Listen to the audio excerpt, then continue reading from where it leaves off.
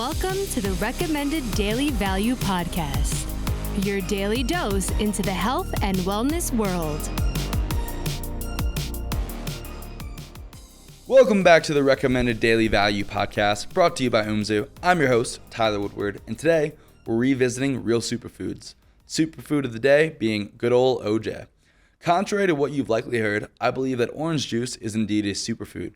In just a single cup of non-fortified, pulp-free orange juice, you will get 120% of your daily vitamin C requirement, 10% of your potassium, B1, B6, and B9 requirements, give or take, plus a bit of B3, magnesium, calcium, iron, and 2 grams of protein, which of course will vary slightly from bottle to bottle and brand to brand. So the first thing you're probably thinking of is something along the lines of, but the sugar. And you'd be right, orange juice is a great source of sugar, containing about 22 grams of sugar or 88 calories per serving.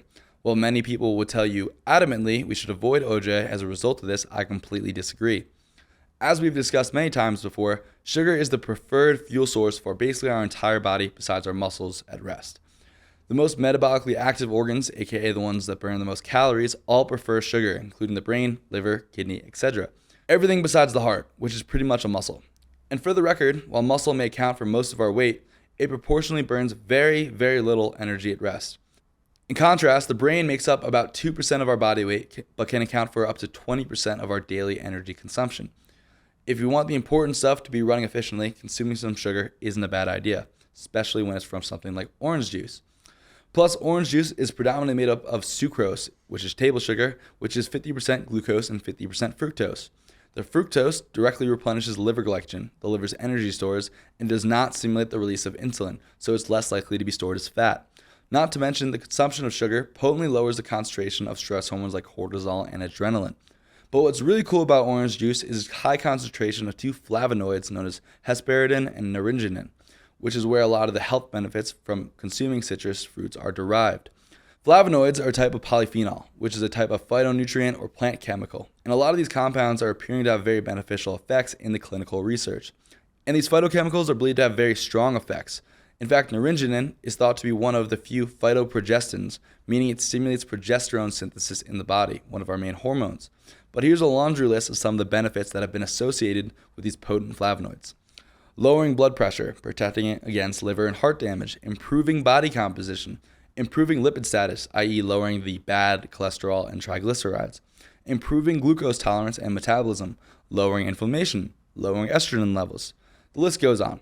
While there's still debate as to the effects of the flavonoids, their potency and absorption rate, they all seem to be pretty beneficial. Another highly beneficial compound in your OJ is salicylic acid. You may not have heard of salicylic acid, but you've definitely heard of its chemical cousin, aspirin, or acetylsalicylic acid. Acetylsalicylic acid is the stabilized form of salicylic acid made for mass production, but salicylic acid is a potent anti-inflammatory compound in and of itself that is found in small quantities in citrus fruits like oranges. Also contained within fruit is a source of citrate or citric acid, and this is actually where the name citrus comes from. While synthetic versions of citric acid manufactured from mold have been associated with a number of negative health effects, natural citric acid has been shown to be very beneficial in a number of ways. Dietary citrate has been shown to increase the excretion of calcium oxalate and calcium phosphate crystals, potentially reducing the likelihood of developing kidney stones. Some research indicates that dietary citrate may also play a role in protecting from osteoporosis and helping to maintain bone density as citrate accumulates in our bones. And last, but certainly not least, as we already mentioned, good old vitamin C. Vitamin C is found in very high quantities in citrus fruits and juices. It's what they're known for. Vitamin C, as you already know, is a potent antioxidant that's involved in stopping lipid peroxidation, a process by which free radicals destroy the lipids that make up much of our cell membranes. Vitamin C has also been associated with decreasing blood glucose levels, improving glucose oxidation, and lowering the inflammatory marker CRP or C-reactive protein. All in all, orange juice is a true superfood and something that I consume literally every day. Well, that's it for this episode, so remember to drink your OJ. If you enjoyed this episode, make sure to hit that subscribe button and share it with a friend. And remember, these opinions are my own, based on my own research and experiences, and is not medical advice. Till next time, be good.